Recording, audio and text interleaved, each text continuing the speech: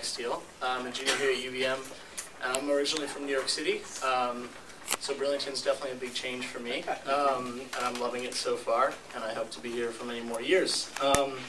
So I wanted to talk a little bit about U.S. energy policy in general, and then specific towards Vermont, because I think that if we look at the trends on a national level, that we can really see ourselves as the leader, not just a leader, but the leader in renewable energy policy.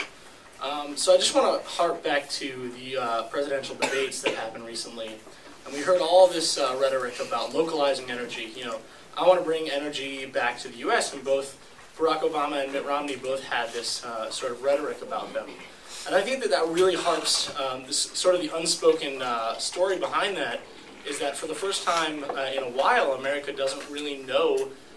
We're kind of scared about the fact that we can't really control all of our exploits. You know, that's sort of America's biggest fear in any foreign policy, is that we don't really have all the power in this situation, and we're sort of relying on someone else for the exportation and importation of fossil fuels, mainly. And, you know, it also harps on xenophobia towards the Arab world, but that's a whole other conversation that we can have at a later date. But what I came here today to say is that, you know, that fear has been projected from a top-down approach that, you know, we don't really have a lid on things right now, and we're trying to localize energy. But in the process of that being projected out, people have sort of thought to themselves that, you know, localizing energy production is really important, so we're not going to focus on the negative effects of localizing energy production. So, for example, you know, the moratorium that went on in New York State, which is pretty near and dear to my heart, on hydrofracking.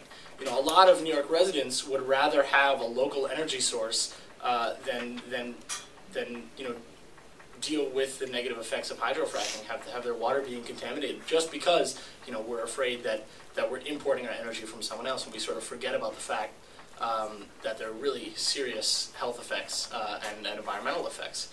So, focusing in on Vermont, I think that we can take that fear, we can take that didn't come out right. We can take that skepticism of importing energy from elsewhere and really do it right here in Vermont.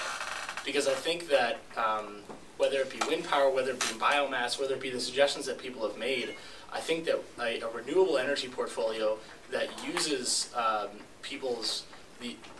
the trend to want to localize energy sources here, but instead of going out and saying, oh, you know, people are afraid, let's just go hydrofrack and give them the energy that they need right away, we can really think and be methodical, as Keith mentioned, about, you know, really creating a diverse renewable energy portfolio.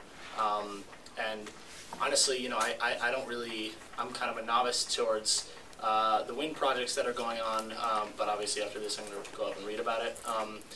But I just think that creating that diverse portfolio that works with the people that are honestly afraid that we might not have energy for many years to come.